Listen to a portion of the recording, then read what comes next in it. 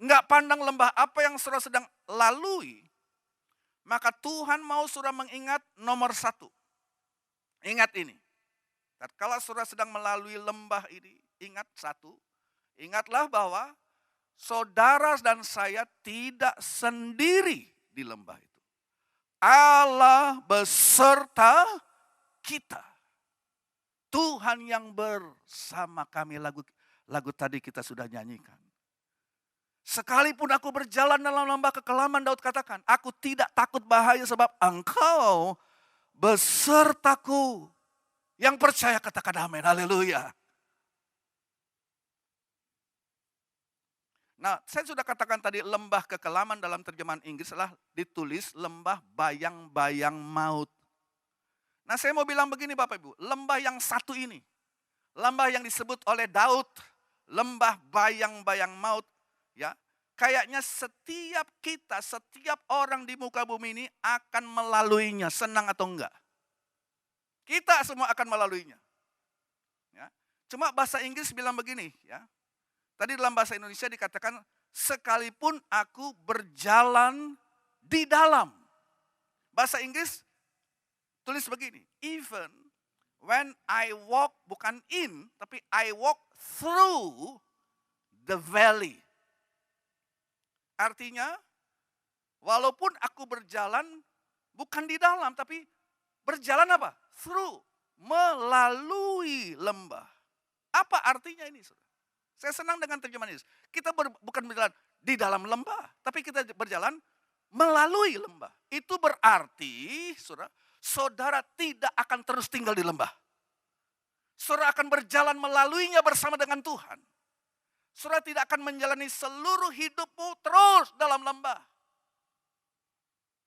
Kita umat Tuhan hanya akan berjalan melewatinya saja. Ya, berjalan melaluinya. Walk through the valley. Jadi kesimpulan kita lembah itu ada tapi bersifat sementara. Bersifat temporal. Nah ini penting saudara pegang. Ini penting saudara mengerti. Dan Daud berkata, aku tidak takut bahaya sebab engkau besertaku. Saudara tidak akan berjalan dalam lembah yang kita tahu tidak akan seterusnya. Enggak jalan sendirian. Tuhan beserta saudara dan saya di lembah itu. Dan saudara, mari kita garis bawahi juga perkataan Daud. Dikatakan bahwa itu tadi dalam terjemahan bahasa Inggris, lembah bayang-bayang kekelaman. Lembah bayang-bayang atau shadow dalam bahasa Inggris. Nah saya mau bilang begini saudara, lembah bayang-bayang maut. Saudara, cepat atau lambat, lembah bayang maut ini akan menyilang hidup saudara di satu titik. Sekali lagi, senang atau tidak, cepat atau lambat, lembah bayang maut itu akan memotong jalan hidupmu di satu titik dalam kehidupan saudara. Saudara, saya sudah kehilangan ayah saya. Dalam perjalanan hidup ini saya berumur berapa ya? Mungkin umur 27 tahun. Ketika lembah bayang kematian itu memotong hidup saya. Ayah saya meninggal di sebelah saya, saudara. Kalau saya mau bawa dia pulang, bukan pulang, pergi ke Jakarta untuk diobati. Di tengah jalan dia sudah meninggal. Kita ketemu, kita dipotong, ya. Jalan hidup kita disilang dengan kejadian-kejadian yang membuat kita terpukul. Itu lembah bayang-bayang kematian. Ibu saya juga sama. Dalam detik-detik terakhir saya masih diberikan kesempatan untuk melihat beliau berangkat ke sorga. Melewati pintu kematian. Yang Daud katakan ini lembah bayang-bayang kematian. Tetapi begini Bapak Ibu. Ya. Yang namanya bayangan memang kelihatannya selalu lebih besar. Betul nggak saudara? Ya. Bayangan saudara, ya kalau lampunya dari sana, bayangan saudara yang tercipta di di tembok di belakang saudara lebih gede. Ya, bayangan itu selalu kelihatannya lebih besar dari yang sebenarnya. dan lebih mengerikan dari yang sebenarnya, lebih besar yang jelas. Ya, bayangan saudara akan kelihatan lebih tinggi, lebih besar dan hitam di tembok sana. Nah, satu lagi saya tambahkan bahwa yang namanya bayangan itu nggak bisa melukai saudara. Betul? Pernah saudara ditabrak truk, tapi ditabrak oleh bayangan truk.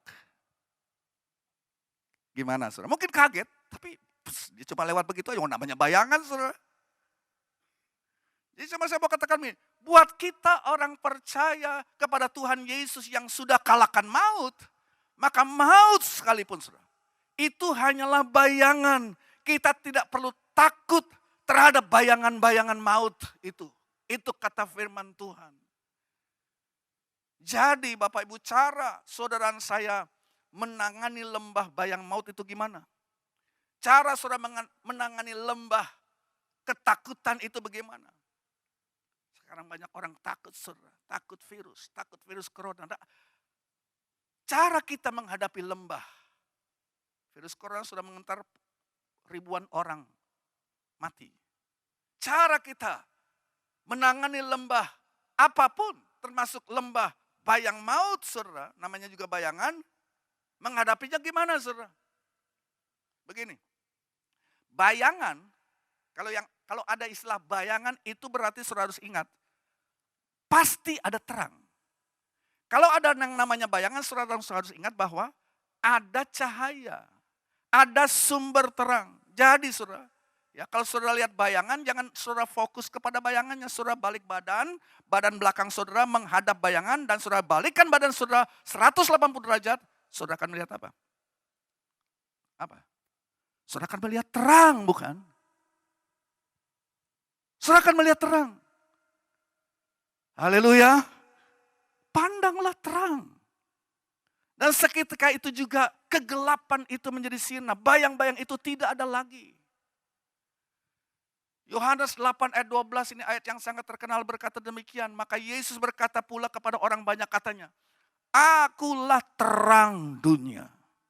Barang siapa mengikut aku, ia tidak akan berjalan dalam kegelapan. Melainkan ia akan mempunyai terang hidup itu. Kalau saudara takut, oleh sebab ada bayang-bayang yang menghantui dalam hidup saudara dan saya, jangan pelototin terus itu bayangan. Mari kita balik badan dan stop fokus kepada hal yang menakutkan saudara tersebut, hal yang mencemaskan saudara tersebut, stop fokus kepadanya, hal yang meliputi, yang menakutkan, yang meliputi pikiran saudara, stop fokus. Tapi sekarang balik badan dan fokuslah kepada Bapakmu, sumber terang itu. Bapakmu yang mengasihi hidup saudara, Bapak sorgawi kita. Amin. Pandanglah kepada Yesus dan bayang-bayang itu tidak akan menyakiti saudara lagi. Saudara, kalau saudara berjalan pakai mobil barangkali lewat terowongan, bagaimana saudara melalui sebuah terowongan saudara? Kita lewat terowongan ya kita fokus, kita nggak lihat ke belakang saudara, enggak. Kita lihat di ujung terowongan. Walaupun masih jauh, kecil, tapi ada sebercak terang di ujung sana, di ujung terowongan. Itu yang kita lihat kan, itu yang kita fokus.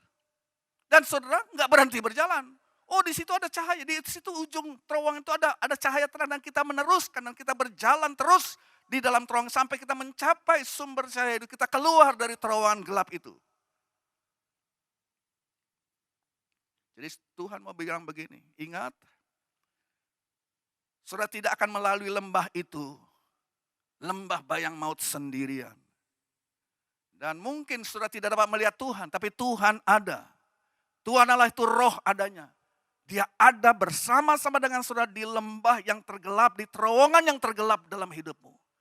Di ujung sana ada terang. Jangan fokus kepada kegelapan di belakangmu. Balik badan dan lihatlah kepada terang dari Bapa Sorgawi yang mengasihi saudara. Jadi, kalau engkau melihat ada bayangan, maka pastikanlah, dapat dipastikan bahwa ada bayangan, ada juga cahaya pasti di situ. Ya. Tinggal saudara balik badan, tinggal saudara mau fokus yang mana, fokus kepada kegelapan bayangan itu, atau fokus kepada terang. Yesaya 43 ayat 2. Yesaya 43 ayat 2 katakan, apabila engkau menyeberang melalui air, aku akan menyertai engkau. Atau melalui sungai-sungai, engkau tidak akan dihanyutkan. Apabila engkau berjalan melalui api, engkau tidak akan dihanguskan dan nyala api tidak akan membakar engkau. Bapak Ibu, saya tidak tahu lembah macam apa yang sedang saudara hadapi, yang sedang saudara lewati sekarang ini. Tapi coba kita lihat lagi, Mazmur 73 ayat 28. Mazmur 73 ayat 28 bilang begini, tetapi aku suka dekat pada Allah. Aku menaruh tempat perlindunganku pada Tuhan Allah, supaya dapat menceritakan segala pekerjaannya. Kalau Tuhan Allah pencipta langit dan bumi, kalau Tuhan Allah yang maha besar adalah tempat, saudara jadikan tempat perlindunganmu, mau apa lagi saudara? Mau apa lagi? Itu yang saudara perlukan. Dan kita tidak akan takut, kita tidak akan kekurangan.